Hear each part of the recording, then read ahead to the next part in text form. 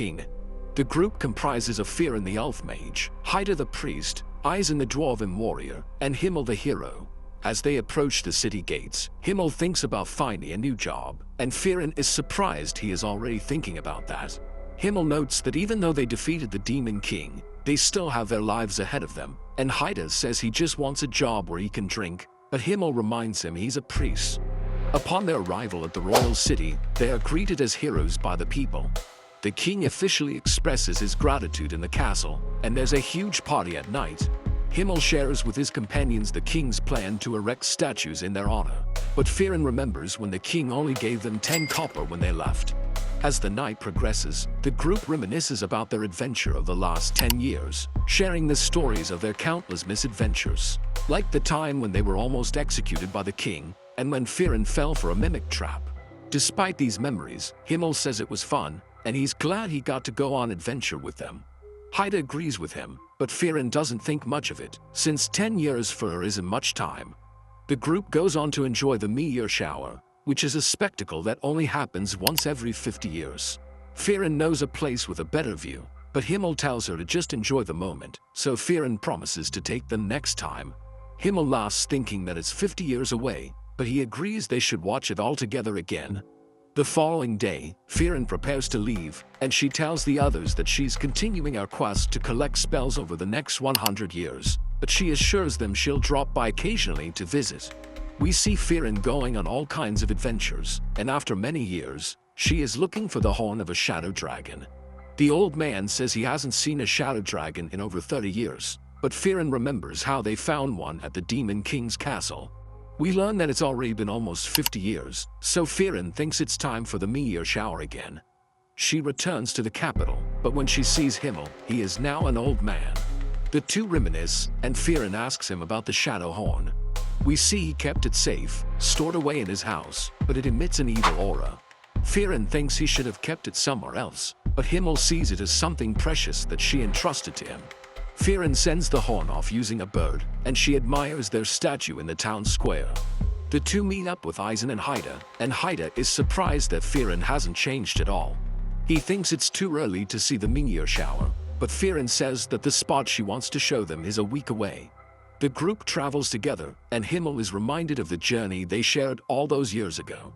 He thanks Frieren for bringing them back together, and they all enjoy the meteor shower. After some time, Himmel passes away.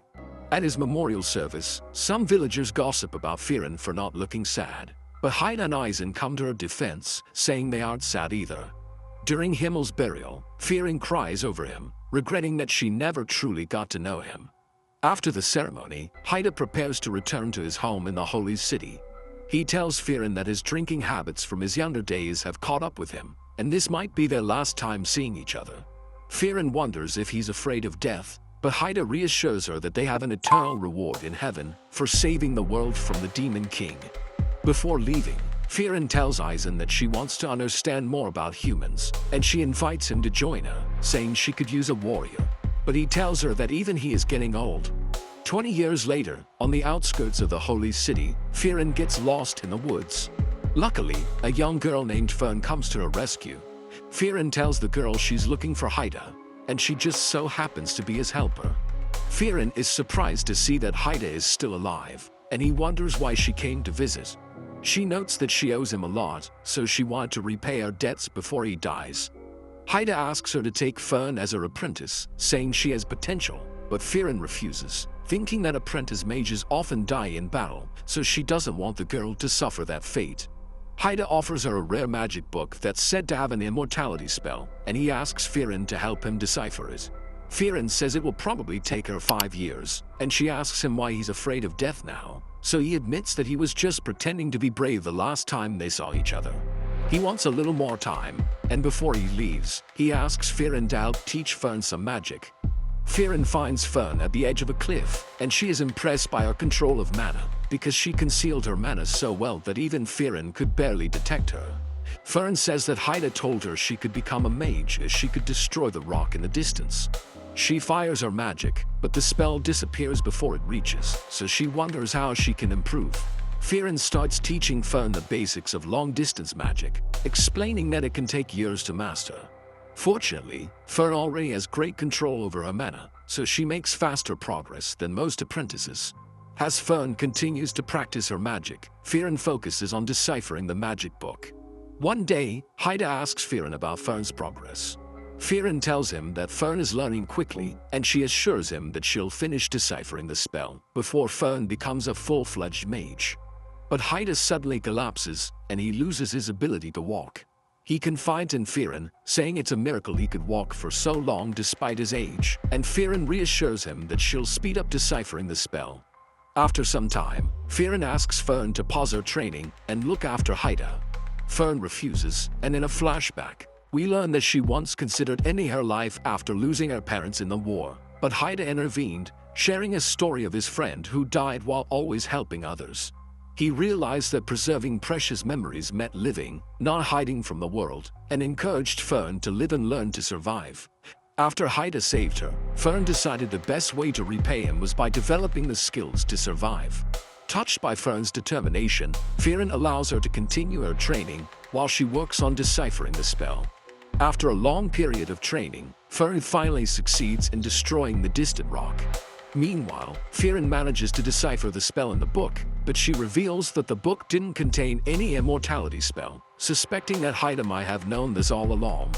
Haida confesses that the sage would have used the immortality spell on himself if it had existed, and he explains that his main goal was to keep Frieren busy with deciphering the spell so that she could train Fern to a competent level, because he didn't want Fern to be in her way when she eventually takes her as an apprentice. Haida urges Frieren to leave that place with Fern because he doesn't want Fern to go through the pain of losing someone again. Frieren becomes emotional and insists that Fern has been preparing for this moment, and it would be wise for Haida to spend his remaining time creating good memories with her. As she leaves Haida's room, Frieren asks him why he saved Fern, and Haida reveals that Hamel would have done the same thing. Eventually, Haida passes away, and Fern thanks Frieren for allowing her to repay her debts to him. Frieren pours alcohol over his grave as a tribute, before they both continue their quest together. Fern and Frieren are working in a pumpkin field for a man who pays them with folk magic for making tea. Fern notices that they receive strange spells as payment, but Frieren reveals that collecting them is her hobby. Fern thinks they have different tastes in magic, but Frieren disagrees, saying they both love magic. In their next job, they meet an elderly herbalist who asks for their help in cleaning a statue of Hamel. The old lady shares a childhood memory of how Hamel saved her from a monster and expresses disappointment that the village neglected his statue after he died. Frieren criticizes Hamel for showing off by agreeing to have a statue made for himself, causing the sculptor stress for 18 hours. After they finish cleaning the statue, the old lady suggests adding more color to the statue's surroundings. Fern tells Frieren to make flowers with her magic, but Frieren remembers that Hamel loved blue moon flowers, but she can't create a flower that she hasn't seen before. Frieren asks the old lady to teach them what the blue moon flower looks like and where to find it in exchange for their help. The woman tells them about it, but notes that she hasn't seen the flower in decades. The two set out to learn about the blue moon flower, and as they prepare to search, Frieren catches Fern with some seed rats, so Fern promises to release them into the wild. For the next 6 months, they search tirelessly for the flowers, but can't find them. Fern goes back to the herbalist and vents how frustrated she is with Frieren's intense obsession with the blue moon flowers. The woman understands Fern's feelings and gives her a bag of seeds from a similar flower. She tells Fern to explain her viewpoint to Frieren, recognizing that Frieren might see things differently as a non-human. Fern brings the seed bag to Frieren and starts talking about how frustrated she is with her obsession on the flowers. But before their conversation gets too heated, a seed rat runs off with the bag. Frieren uses her magic to follow the rat's path, and they reach the top of the tower, where Frieren and Fern discover a large field of blue moon flowers. Fern struggles to completely understand Frieren's passion for magic, but Frieren reminds her that she also chose magic above everything else. They return back to Hamel's statue, and Frieren decorates it with the blue moon flowers, and the old woman thanks them for this. A few years later, we see Frieren and Fern walking around a city as Frieren suggests splitting up to gather supplies. Fern wonders what Frieren plans to buy, knowing she has a tendency to buy unnecessary items. Fern thinks that Frieren won't spend their funds wisely, so she decides to follow her. Frieren visits an accessory shop, where she appears to be confused, not knowing what to buy, and she decides to buy a piece of jewelry before leaving. Frieren decides to head back to the inn, but Fern realizes that she hasn't done her shopping yet. Fern rushes to complete her shopping, but ends up being late to the inn. Frieren suggests that they have dessert, so they head over to the shop, where she tells Fern to order anything she wants, revealing that she's been saving money for this moment. Fern chooses a pudding, and Frieren remembers the time when Himmel predicted that she would have the same dessert. Frieren apologizes to Fern for not knowing her well, even though they've been traveling together for so long. She gives Fern the gift she bought from the accessory shop, and Fern remembers that it's her birthday. She opens the box and finds a beautiful hairpin inside. She thanks Frieren for the gift, and she is happy that Frieren is trying to understand her better. The next day, they leave the town, and Fern asks Frieren if there's a purpose to their travels. Frieren explains that it's mainly to satisfy her curiosity for new spells, but she also wants to retrace the adventures she had with Himmel. In the forest, they both engage in training. Frieren unleashes a powerful magic beam toward Fern, who summons a shield to protect herself. However, Frieren manipulates the beam and breaks through Fern's shield, telling her that they've had enough for the day. As they continue their journey, Frieren tells Fern that trying to maintain defense magic over a large area can quickly drain her mana, so she suggests summoning the shield to protect only specific parts of the body when needed. Fern wonders why defense magic consumes so much mana, and this makes Frieren realize that Fern hasn't read the magic history book she gave her, so she lectures her about the importance of magical theories. They arrive at a village, where they meet an old man who instantly recognizes Frieren. He offers to guide them to Qual, a demon that terrorized the village 80 years ago, before he was sealed away by Himmel's party. Frieren reveals her intention to destroy Qual, as the seal has weakened over time, but she hasn't told anyone about this, so she wonders how the man knew she was coming. He explains that Himmel used to visit their village every year until his death, and during one of those visits, Himmel mentioned that Frieren would come to destroy Qual when the seal weakens. Upon reaching Qual's body, Frieren touches it and realizes that the seal is now unstable, so she decides to destroy Qual the following day. Later that night, Fern asks Frieren why Qual was sealed instead of being killed. Frieren explains that Qual had become too powerful because he had developed a deadly magic called the Zoltrak. This magic could penetrate defense spells and decay any living matter it touched, leading to the deaths of many adventurers and mages. The next day, Frieren releases the seal and Qual emerges, noting that it's been 80 years since he last saw Frieren. He inquires about the Demon King, but Frieren tells him that the Demon King was already defeated. In an attempt to avenge the Demon King, Qual unleashes his most potent attack, the Zoltrak, but Fern effortlessly blocks it, and he is surprised to see this. Frieren reveals that in the 80 years since Qual was sealed, mages analyzed and developed countermeasures against his magic, rendering it less powerful. Qual realizes that a magic shield consumes a significant amount of mana, so he starts attacking rapidly, but Fern employs Frieren's strategy, using the shield to protect specific parts of their bodies. While Qual is distracted, Frieren seizes the opportunity to finish him off, causing Qual's body to fade away. After the battle, the villagers express their gratitude, and Frieren recognizes the old man as the little boy who used to play with her skirt. He reveals that he is happy to see her again, saying he is glad that he trusted Himmel's words. The following year, Fern and Frieren arrive at a beach, where an old man explains the difficulties of cleaning up the shore due to the debris, and offers them a magic book, which he claims is written by the legendary mage named Flame, as payment for their help in cleaning the shore. After the man leaves, Fern tells Frieren that the book is a fake, and Frieren admits she already knew but wanted to assist those in need. 3 months later, Fern has become accustomed to living in the village. When she returns home, she finds the house in disarray, and she wakes Frieren up, helping her prepare to complete their daily tasks. While cleaning, Fern expresses her thoughts on Frieren's sloppiness and laziness, wondering how she managed to fit in with Himmel's team. Frieren explains that she only got into trouble once, but eventually, they learned to tolerate her. Later that day, the old man visits Fern and Frieren while they're eating, wondering if they will finish their task before the New Year's festival. Frieren assures him they will be done in time, and the man hopes that she'll be there to witness the sunrise. The next day, Frieren reveals that it's the village's tradition on New Year's Day. Unfortunately, she hasn't had the chance to see one due to her poor sleep habits. Fern and Frieren manage to complete the task on time, and the old man invites Frieren to the New Year festival. As they return to their inn, Fern asks how Frieren plans to make it in time for the sunrise. Frieren says she'll stay up all night to ensure she doesn't miss it, but she ends up falling asleep. Fern wakes up on time, and she manages to get Frieren out of bed. They watch the sunrise, but Frieren doesn't quite grasp the beauty of it. However, when she sees how much Fern appreciates it, she starts to enjoy the view. In a flashback, we see Haida praying at some gravestones that belong to Eisen's family. Haida strongly believes that good deeds should be rewarded, revealing that he believes in the existence of heaven. However, Frieren is skeptical as she mentions that magic hasn't been able to contact the dead, so she doesn't have a reason to believe in heaven or the afterlife.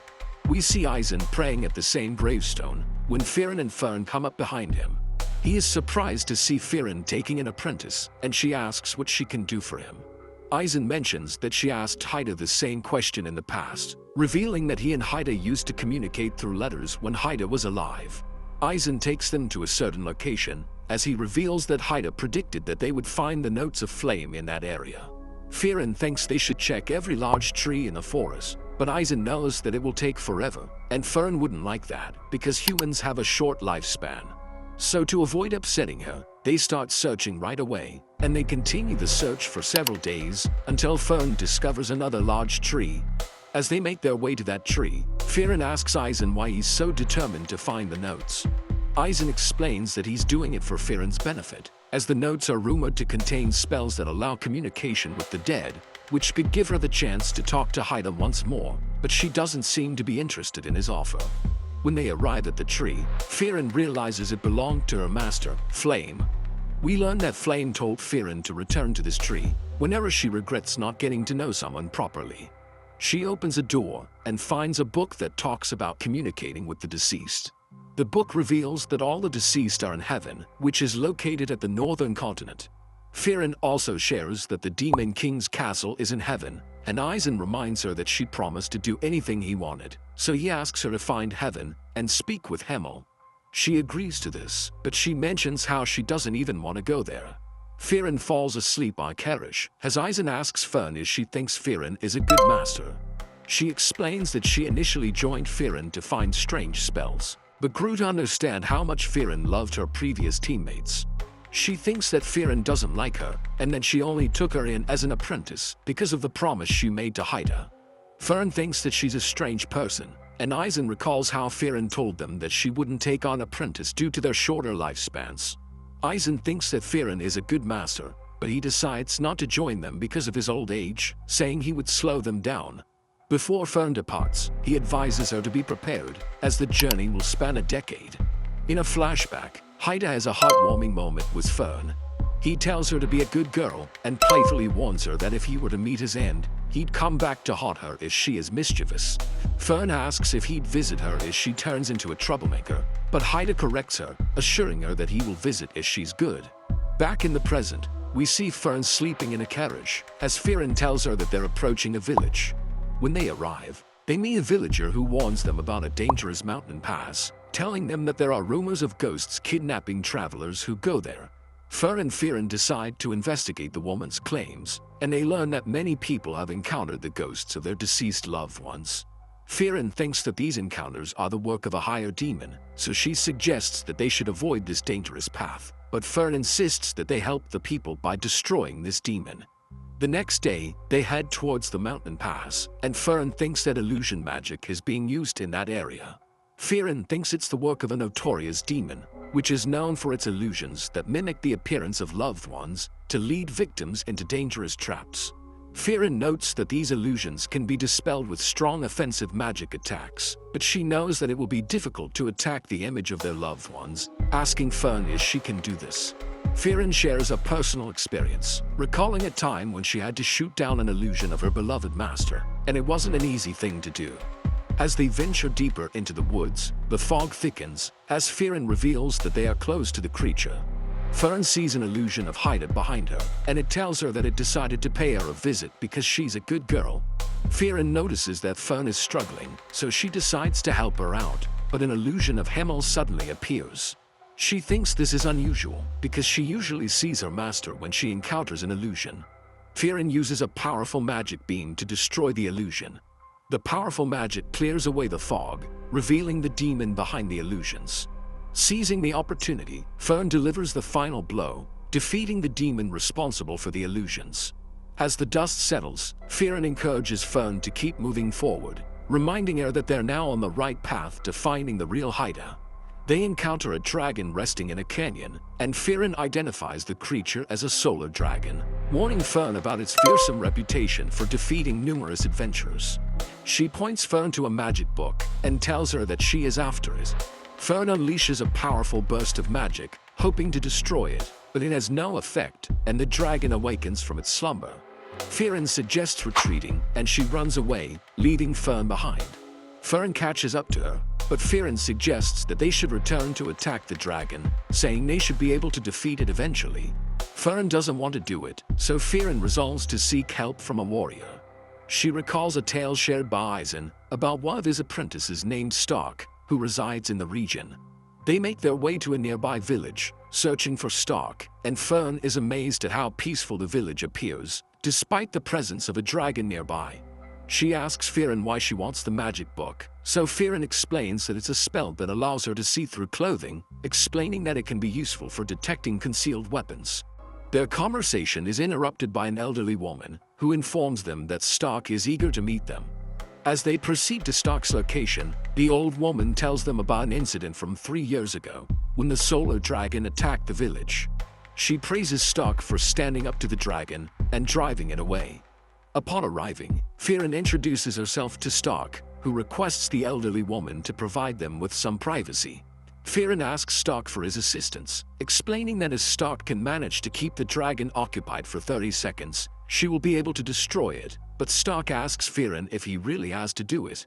This question confirms Frieren's suspicion, and she asks him if he has any experience fighting any dragon in the past. He says no, and opens up about the truth behind his reputation. He confesses that when he faced the dragon, fear paralyzed him, rendering him unable to take any action, but the dragon spared him, and it departed from the village, as the villagers began praising him for chasing the dragon away. Despite this, Frieren informs Stark that he has until the following day to prepare for their battle with the dragon.